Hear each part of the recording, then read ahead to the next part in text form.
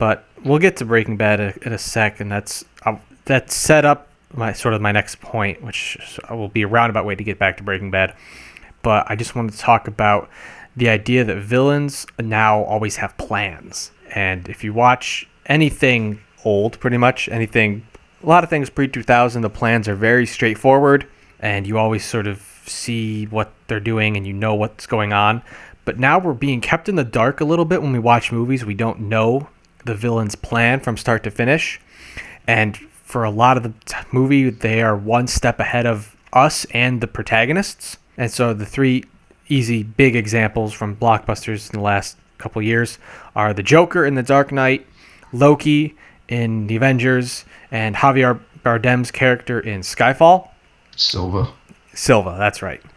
All three of those characters had this big complex plan, got caught halfway through the movie, and we thought, okay, that's good. Now they've got the bad guy, but we knew something was going to happen because there's, still an hour left of the movie. And it turns out this was all part of their master plan, and something happens and they somehow escape, and it was this whole big thing, and our heroes have been played, and that's something that we like to see bad guys that have plans now, because it likes so much of the world is so smart and so meticulously planned out. We hope that it's very reflective of the world that we expect we want a battle of wits as well as a battle of guns and explosions and all sorts of stuff.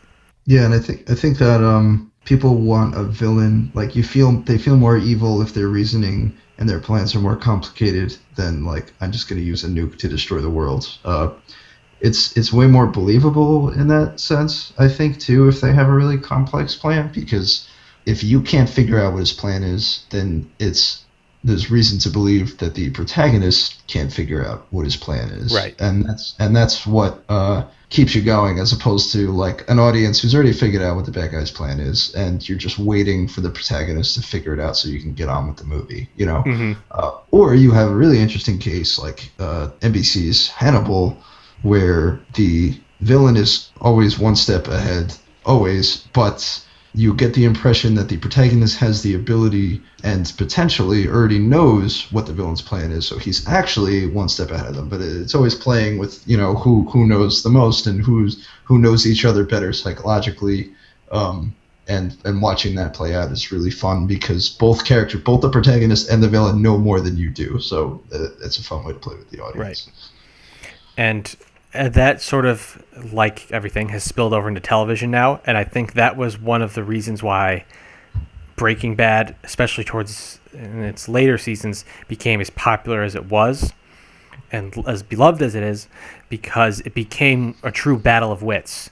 And the highlight of that was obviously Walt versus Gus, Mm-hmm. with the last half of season 4 was all of those two going back and forth and creating plans and counter plans and trying to prevent each other and doing all this stuff, and it all culminated into this one just amazing season 4 finale. Mm-hmm. But it was the battle of wits was the planning of it all, but also the smoke and mirrors of it for the audience. Mm-hmm. was one of the things that made it so absolutely captivating to watch. Yeah, I agree. And that's why season 4 finished for me, and that was such a high point for it to end on, I guess, that season 5 to me felt way more like a epilogue than like an actual, season. Because Gus at that point had already been the villain for like 2 seasons, I think, right? Yeah, well, I think that's why it was so important for them to turn Walt into the villain, mm-hmm. was because I think they realized that they couldn't have an external villain anymore, because mm-hmm. Gus was so fantastic. So they said, all right, we need to set up Walt to be the reason why everything is bad now.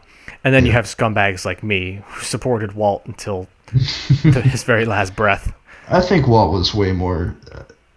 people always, I think, made Walt seem more evil than he actually was to me. He was always more sympathetic to me. Like, the things he did were not good, but because you caught him from the beginning before he was bad, you understood why he was doing these mm-hmm. things. And it's not like he wanted to do the bad things. They were always, sort of last thrust upon him. Yeah. And then one of the other major things sort of out right now and it's still ongoing is House of Cards when it comes to people with plans. Mhm. They never actually say at the beginning of the show, as Kevin Spacey gets passed over for a promotion that he was supposed to be getting. He was supposed to be appointed Secretary of State, I believe, and he Yeah. wasn't given that position. And he said he vowed to get revenge on the president and everyone who passed him over. And the next 2 seasons of the show are him sort of ascending to positions of power within the government as an attempt to get back at the people who sort of. Screwed him over. But one of the things that's interesting is they never, at the in the first episode, he stays up all night and he turns to his wife and says, "I know what I have to do in the morning." And throughout the rest of the show, we don't actually know where his plan ended because he never filled us in on his plan. So for all we know, that we're only halfway through his master plan, and the next season he's going to start World War III and become Supreme Chancellor of planet Earth. Or the plan has already spiraled out of control beyond what he ever planned on doing. So that's one of the things interesting is that we're being kept completely in the dark on his plan, but we just know that there was a plan at some point and it was going on for some length of time or could still be going on and we don't know, which is super fascinating for that show. That's very Hannibal too. So yeah, that's definitely a trend. So, and then I guess the last point I want to talk about, and I don't want to sound naive and being like, oh, well, look at this. Who would have thought? Because obviously villains have always been a reflection of sort of our fears and, the zeitgeist or whatever. But it's just, I feel I need to point it out anyway. Right now we have so many villains who are hackers or in the cyber terrorists or computer this or that. And if we look at, Skyfall, Silva was not the main hacker as he was too busy being in a glass prison like Loki, but he was hacked out of prison basically. In the new upcoming Fantastic Four movie, we have Doctor Doom, who instead of being the magician, scientist, dictator of Latveria, is a blogger / hacker. And if so relevant. Yeah, very topical. The entire premise of the fourth Die Hard was cyber terrorism, and that was basically that the cyber terrorists used to work for the U.S. government and said, hey, we're vulnerable, and the U.S. government was like, nah, and then he's like, fine, and they did all this huge cyber terrorism to prove that hacking was possible. We have a new movie coming out starring Chris Hemsworth as it's called Black Hat. I don't know if he's actually a white hat hacker or what the story is there, because I never would have thought I would see Chris Hemsworth as a hacker. You can bet he'll be a morally gray hat hacker. Yeah, gray hat.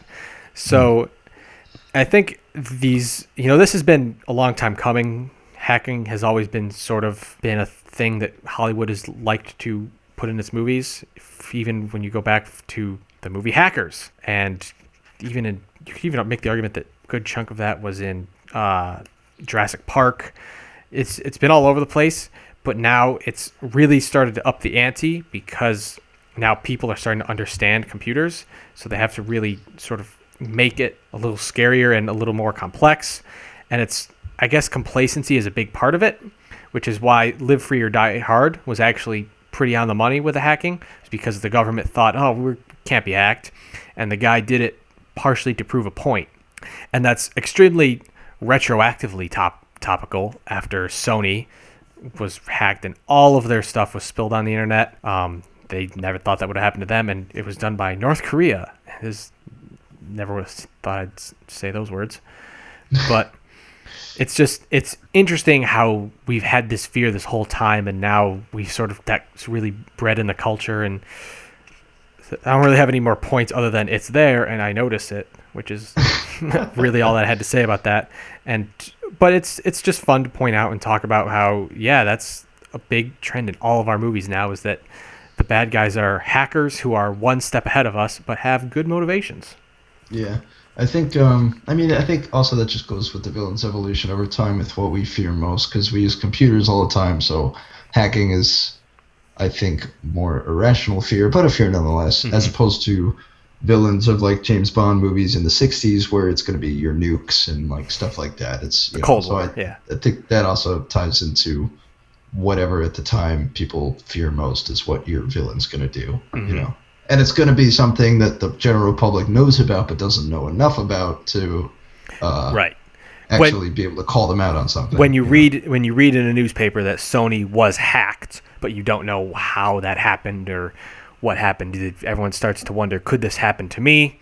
And especially with all of the celebrities who had their iCloud accounts hacked into and all of their pictures released. It hits extremely close to home to people because they think, oh, people can get into my cell phones now. Mm-hmm.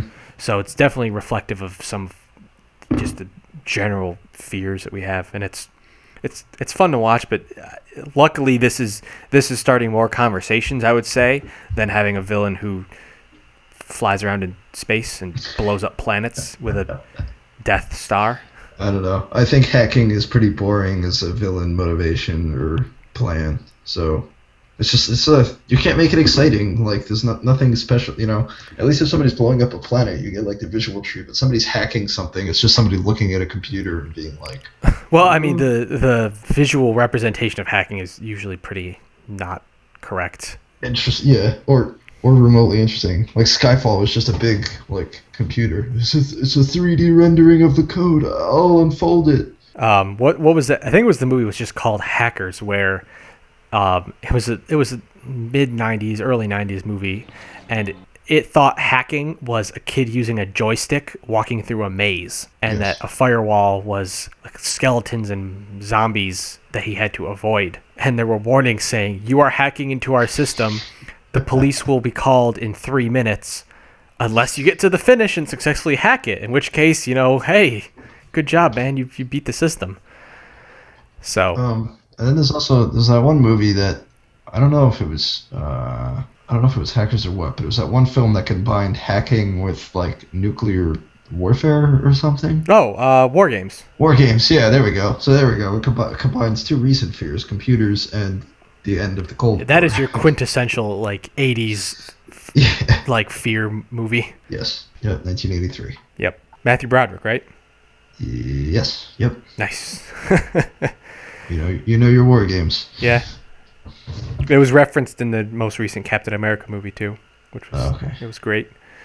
But yeah, that pretty much sums up our sort of, in real broad strokes, look at villains in the last couple of years. But it was fun nonetheless. So I guess we'll wrap it up here then. All right. I'm Steve from Review Anything. Catch you next time. And I'm Alex from Nerdy Inc. If you've enjoyed this video, then like, comment, subscribe, all that good stuff down there. And we will see you next time.